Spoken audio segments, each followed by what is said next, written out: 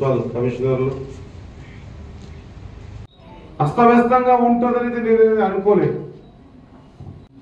ఇందిరమ్మ ఇళ్ల నిర్మాణంలో కొనసాగుతున్న అలసత్వతపై అధికారులతో మంత్రి వాకిటి శ్రీహరి సమీక్షా సమావేశం. అధికారులపై మంత్రి వాకిటి శ్రీహరి ఆగ్రహం.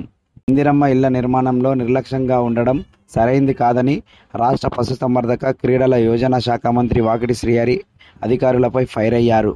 నారాయణపేట జిల్లా మక్తల్ నియోజకవర్గంలో మంజూరైనటువంటి ఇందిరమ్మ ఇళ్ల నిర్మాణం కొద్ది స్థాయిలో కొనసాగుతున్నందున మక్తల్ మండల కేంద్రంలోని మండల ప్రజా పరిషత్ కార్యాలయంలో రాష్ట్ర పశుసంవర్ధక క్రీడల యోజన శాఖ మంత్రి వాకిటి శ్రీహరి ఇందిరమ్మ ఇళ్ల నిర్మాణంపై నియోజకవర్గంలోని 8 మండలాలు, 3 మున్సిపాలిటీల కమిషనర్లు, ఎంపీడీఓలు, ఎంఆర్ఓలు, పంచాయతీ సెక్రటరీలు, ఇంజనీర్లతో సమీక్షా సమావేశం నిర్వహించారు. ఈ సందర్భంగా మంత్రి వాకిటి శ్రీహరి మాట్లాడుతూ, ఒక్క నరవ మండలానికి ఇసుక అందుబాటులో లేదు. సరే, ఇసుక అందుబాటులో ఉన్న మండలాలలో ఎందుకు నిర్మాణంలో నిర్లక్ష్యం కొనసాగుతుందన్నారు. ఇసుక కొరత వల్లనే ఇందిరమ్మ ఇళ్ల నిర్మాణం జరగడం లేదని చెప్పడం సరైంది కాదని అధికారులపై మంత్రి వాకిటి శ్రీహరి ఆగ్రహం వ్యక్తం చేశారు. ఈ కార్యక్రమంలో అధికారులు, కాంగ్రెస్ పార్టీ నాయకులు, కార్యకర్తలు పాల్గొన్నారు.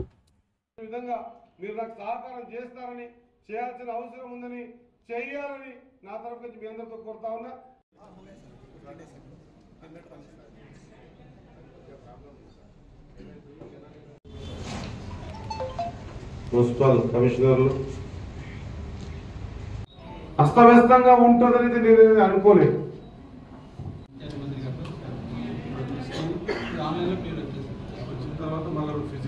గత 10 సంవత్సరాల నుంచి పేదోడికి ఒక ఇల్లు అనే అభూత కల్పన చూపించి ఆ చిన్న చిన్న చిన్న ఇండ్లు ఏముంటాయి, దాంట్లో ఎట్ట పడుకుంటారు, మీరు పడుకుంటే తల ఒక గోడకు తగులుతుంది, కాళ్ళు ఇంకొక గోడకు తగులుతాయి, మేము అద్భుతమైనటువంటి ఇల్లు ఇస్తాం, డబుల్ బెడ్రూమ్ ఇస్తాం,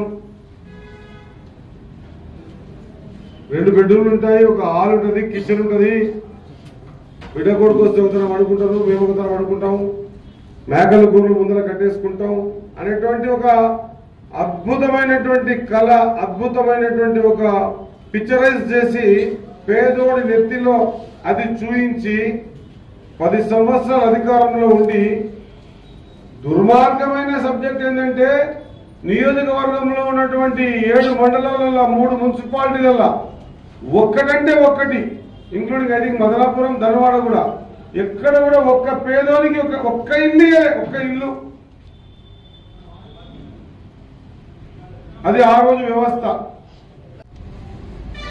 కమ్యూనికేషన్ గ్యాపా లేకుంటే ఇంకా ఏదో కారణమా, లేదా ఇంకా గట్టిగా చెప్పాలంటే మా తాన ప్రభుత్వంతో దొరికేటువంటి ఫలాలు తీసుకునే దాంట్లో అలసత్వమా మా వాళ్ళు, లేక మా నిర్లక్ష్యమా, ఏదో తప్పు జరిగి ఈరోజు మనం 32వ స్థానంలోకి కింద పడిపోయినాం. నేను మీ అందరినీ రిక్వెస్ట్ చేస్తా ఉన్నా, మొదటగా మీ అందరినీ రిక్వెస్ట్ చేస్తా ఉన్నా, ఈ రోజు రాత్రి వరకల్లా ఉసుకకు సంబంధించినటువంటి మేజర్ సబ్జెక్ట్ సాల్వ్ అవుతుంది. నేను అనుకుంటున్నా ఉసుక సబ్జెక్ట్ సాల్వ్ అవుతుంది, అవుతే నర్వకు బాధ, నర్వ ఒకటే ప్రాబ్లంలో ఉంది.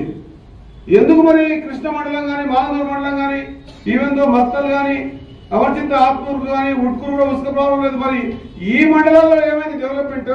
కారణం ఉసుక చూపిస్తా ఉన్నారు. పీటీ గారు ఇది కరెక్ట్ కాదేమనిపిస్తుందా?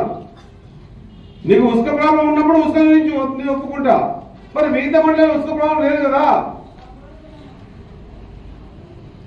మరి మిగతా మండలాలైనా సరే మనకు ఒక 70% రిజల్ట్ వచ్చింది, 50-60% దాటగలిగిన మనం ఏది ఉందా? అది కూడా లేదు కదా.